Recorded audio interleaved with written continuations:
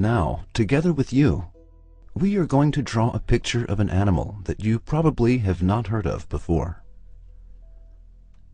The animal that we are going to draw is the armadillo. By drawing an animal that we may not be familiar with, we will better understand the proof of possibility. Now, draw a body for the armadillo. However, before we begin, we ask this question: how many types of bodies can be drawn for the armadillo? Maybe we should ask this instead. If we were to hand pens to the 7 billion people on the earth and ask them to draw a body for the armadillo, would each person who had never seen an armadillo not draw a different figure? They most certainly would, and each person's drawing would not look the same. For example, while someone would draw its height at 5 meters, another would draw its height at 5 centimeters. Someone would draw its width as being 1 meter, and another would draw it as 5 centimeters. According to a person, this animal has 4 legs. According to another, it has 2 legs. The armadillo is red for someone, and for another, it is green. Just as the possibilities for the types of figures that can be drawn are endless and countless. Those 7 billion people can draw 7 billion distinct bodies. If we wanted each person to draw 2 bodies, then this time there would be 14 billion possibilities as to what the figure should be. Now, we are going to draw a face for the armadillo. And our question is still the same. How many possible faces can be drawn for the armadillo? Our answer is yet the same. The numbers are boundless. Once again, if we asked 7 million people to draw an armadillo's face, every person would draw something different. One would draw a long nose, whereas another would draw a short nose. One would draw its ears on the side, and another would draw them on top. There would be 5 teeth in the armadillo's mouth in someone's illustration, and in another's illustration there would be 10 teeth. For those who have never seen an armadillo, the possibilities for the types of faces that can be drawn are endless and countless. Now we're going to draw some limbs and organs for the armadillo. What should its hands and feet be like? What should its fingers and various other features look like? Once again, we ask the same question. In how many possible ways can its limbs and organs be drawn? The answer is once again the same. There are countless types of limbs and organs that can be drawn. One will draw wings, and another will not. One will draw its feet at the length of 1 meter. For another, there are no feet, since the armadillo could be a reptile for all they know. Someone will draw 3 fingers, whereas someone else will draw 5. Considering these boundless possibilities, everyone can draw varied limbs and organs for the armadillo. If all 7 billion people were to have pens in their hands, then 7 billion distinct designs for the limbs and organs would form. Now, let us determine the armadillo's traits. Will it be brave or timid? If it is to be brave, then how brave is it? Will it be slow-moving or fast? If it is to move fast, then what will its speed limit be? Will it be lazy or hard-working? If it is to be lazy, how lazy will it be? We will consider these characteristics and similar ones and choose one by one. In addition, we will determine the degree of each feature. It means that there are hundreds of characteristics to choose from, and for each of these hundreds of characteristics, there are hundreds of more degrees, and each of them must have a level to be determined. Now, our question is this.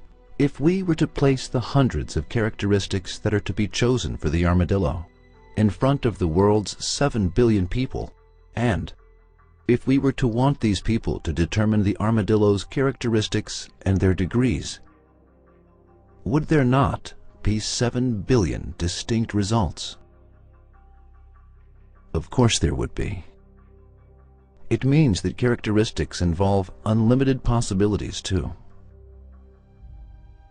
When we try to draw an armadillo, there are billions of different bodies that can be drawn, and hundreds of billions of different organs. There are also numerous attributes that can be chosen for it. Now, within these boundless possibilities, we find the armadillo standing in front of us. It is not the picture of the armadillo, it is a real armadillo. It is fitted in the most perfect body. It has been given the best face. It has been equipped with the most sapient of organs, and has been provided with the qualities that are most necessary for the duration of its life. In this situation, is it possible, within these boundless amounts of possibilities, that the preference for the best and most sapient option was in no way affected by the preference, appointment, and allocation of a decision-maker, but is instead the result of some coincidence? Is there such a possibility? It is the proof of possibility. Amongst boundless possibilities, the most perfect possibility is applied. Now, when we look at this world, we see that every being has its own particular figure. A nice face, as well as sapient and useful organs. In addition, the being is sent to the earth with qualities that allow it to continue and fulfill its life.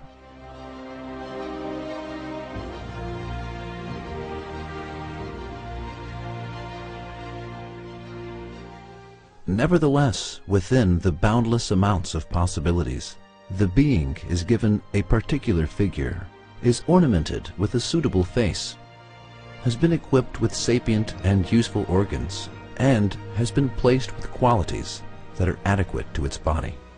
In the most definite sense, this is a preference, an appropriation, and a designation. In other words, it is the work of God, and is in no way the work of coincidence.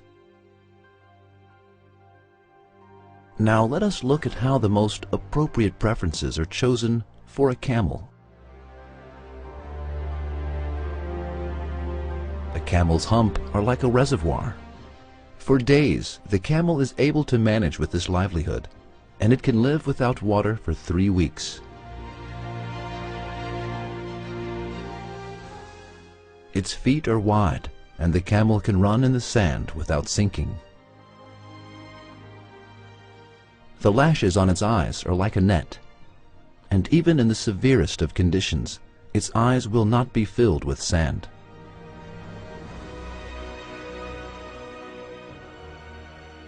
The camel's nose was created in such a way that even in the most frightening storms, the camel is still able to breathe easily.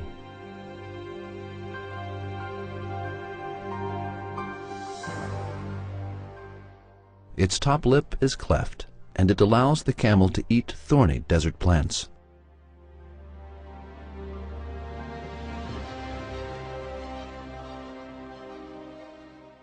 Its neck, which is 3 meters above the ground, enables the camel to eat leaves. Its knees are covered by calluses having been formed from skin that is as thick and hard as a horn. When the camel lies down, the calluses protect the animal from the ground's extreme heat and from injury.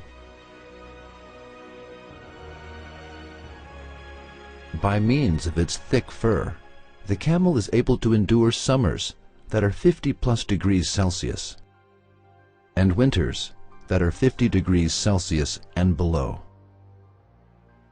In addition to these characteristics, there are several others. In addition to all of its present characteristics, if the camel was to have the legs of a horse, it would not be able to travel even 1 kilometer in the desert.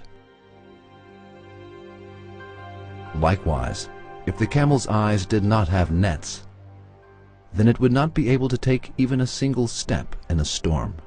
And if its lips were not cleft, then it would not be able to be nourished. Such cases, would any of the camel's other characteristics have any importance? When considering the camel's shape, an infinite amount of possibilities can be considered. However, the camel has been given the most perfect body and most perfect face for the duration of its life. And in addition, it has been provided with the most sapient of organs and has been fitted with the most useful qualities. Certainly, this work is proof that there is one who makes preferences and designations. This being's will and wisdom can even be shown to those who are blind. Now, compare elephants, fish, birds, insects, plants, and other creatures to a camel.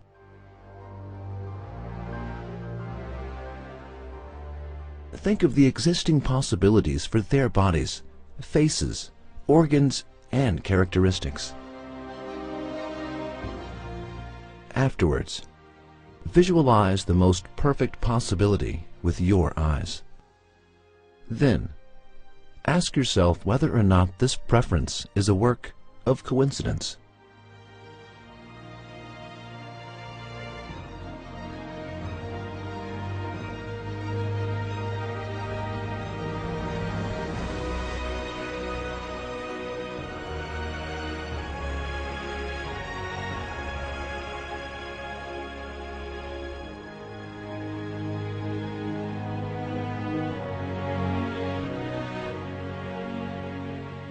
If you are unable to picture the whole creature, then look at a fly's wing. Then, think of the millions of types of wings that could have been attached, and how the most appropriate of these possibilities was chosen. These types of wings are not apparent on just one fly, but are attached on every one of its kind.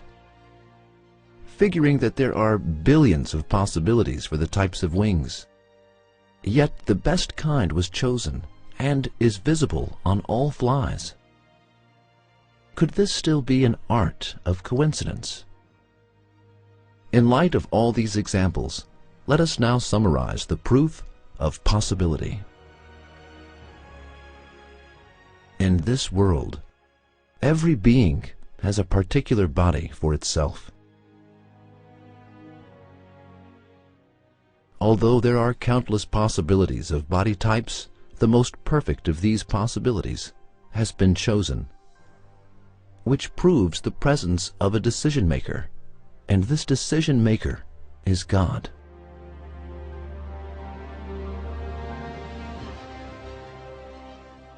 Once again, every being on this planet has a particular face and shape for itself.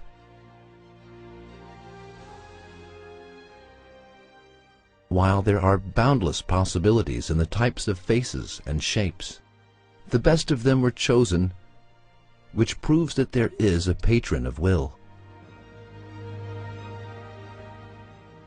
And this patron of will is God.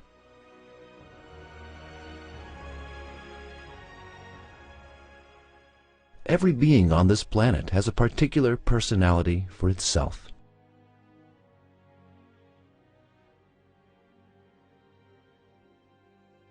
While there are boundless possibilities in the types of personalities, the best of them was chosen, which proves the existence of a designator, and this designator is God.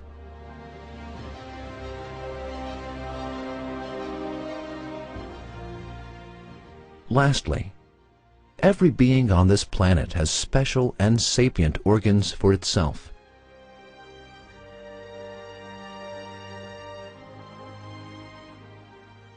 While there are boundless possibilities in the types of special and sapient organs, the best of them were chosen, which proves the existence of an administrator, and that administrator is God.